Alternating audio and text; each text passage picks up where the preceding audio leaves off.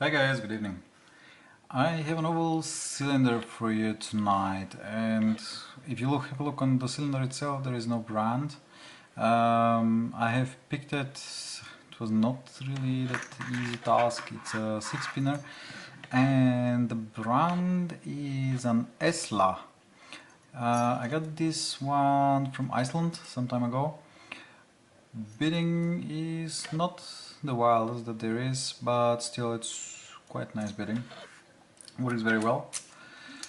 So yeah, the QA is quite restricted. I had some trouble speaking it. So I'll clamp this guy up and I'll be right back, hopefully being able to pick it. So welcome back. All clamped up and works very nicely. Here will be the key, well here is the key actually of this ESLA 6-pin oval cylinder. Let's have a look if I will be able to pick it. Be using a homebrew pry bar on the top, picking it counterclockwise just because it's easy, and southward European style thin pick. So let's start from the back with not much tension. The look doesn't like it that much, and we are on number 5. There seems to be some resistance. Okay, that was number 5. Number 4. Nothing else is binding to the front. 4, 5, I think 6 now is binding.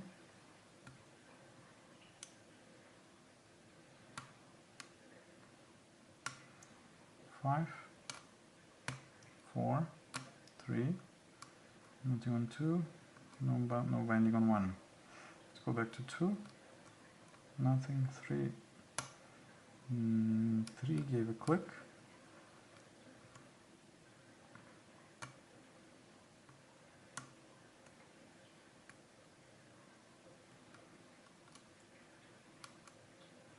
Nothing's binding. Okay, I will drop a little bit. So now 1 is binding. 1. And once again, and then there was a rotation on the core. So maybe he's serrated. 2. I think that was a bit too much, but let's have a look. 1. Okay, 1 and 2, there's 2 again. Okay, now seems to be set. 3. Let's have a look on 1. It's okay, that was 2. And 1. And 1 again. So 1 is some kind of a serrated gatekeeper. 4. Maybe not yet. 5 gives a rotation.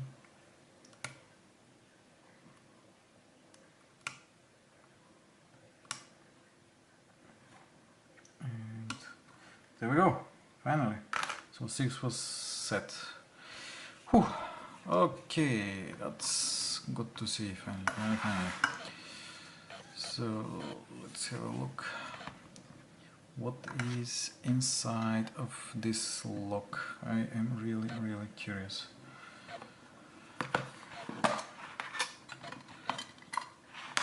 This one, some tweezers.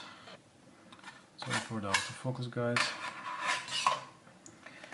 I need some tools. Remove this one, and we'll need a follower. Okay, I do have the key, so I will lock it up so that it's a little bit easier. Let's have a look. This tool will finally fit proper. Cool. It actually did. Very nice. Somewhere it flew. Oh, I will find it later. I don't need it now anyway. Let's start with how do you remove this? You don't remove it apparently. Then I will need another follower. Hopefully this one fits. Okay, this one definitely fits. So I'll rotate it slightly. So So I see some hole here, maybe there's, I think that's where the C-clip was centered, so I will not use this one. I will just rotate it a little bit like that, should be fine. And let's have a look. So all the 6 pins are there. I don't see anything with the core, and let's start dumping all the guys. So starting with 1. Come on, 1. Okay, that was actually 2. Out you go. 3. Excuse my washing machine, it's a little bit too loud. No, it doesn't want to go out. So this is number 6. I think I will need some assistance from the pick. That's number 4. And okay, that's number 5. So let's see the magic on the bottom. Hopefully there's something interesting there. Starting with number 1 is an as, I assume, type, something like a serrated pin. Then we have a spool on number 2, and we have another spool on number 3, and then we have another spool number 4. Let's start from the, let's move to the back now. And here we have another spool number 6. And, well, you guessed it, another spool number 5. Cool. So, let me give you a close-up of the pins. There they are.